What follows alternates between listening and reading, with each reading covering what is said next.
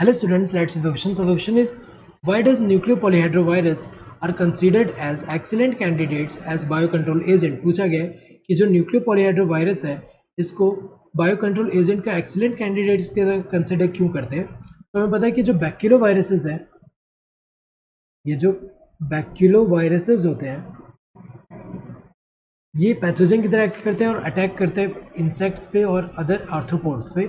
तो majority of बैक्यूलोवायरसेस जो कि बायो कंट्रोल एजेंट की तरह एक्ट करेंगे वो किसके अंडर आते हैं, ये जीनस न्यूक्लियोपॉलीहेड्रोवायरसेस में आ रहे हैं। तो अगर हम देखें इनके रिगार्डिंग बताना है कि ये जो न्यूक्लियोपॉलीहेड्रोवायरसेस है इनको एक्सीलेंट कैंडिडेट्स की तरह एज बायो कंट्रोल एजेंट की तरह ये कंसिडर क्यों किया जाता है। तो पहला क्या है, दिस आर स्पेसिस स्पेसिफिक, ये सही दिया हुआ रीज़न, क्योंकि अगर हम देखें जैसे कि यहाँ पे ऑर्गेनिज्म ए है, देन बी है, सी है, डी है, देन ई है।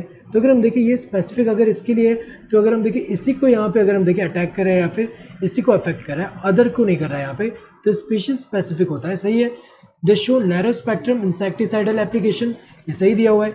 जब इसको यहाँ पे जैसे कि ये सारे अगर इंसेक्ट्स हैं इस पर यहाँ पे अगर यहाँ पे ये जो इंट्रोड्यूस किया गया तो यहाँ पे जो है एक नैरो स्पेक्ट्रम शो कर रहा है। जैसे कि यहाँ पे इंसेक्ट की वैराइटीज इतने सारे हैं, इनमें से सिर्फ इतने ही इंसेक्ट ऐसे हैं, इन्हीं स्पीशीज़ वाले इंसेक्ट जो है इन पर अटैक कर रहा है, बाकी अदर पे नहीं कर रहा। तो narrow spectrum insecticidal application show कर रहा है, सही दिया है।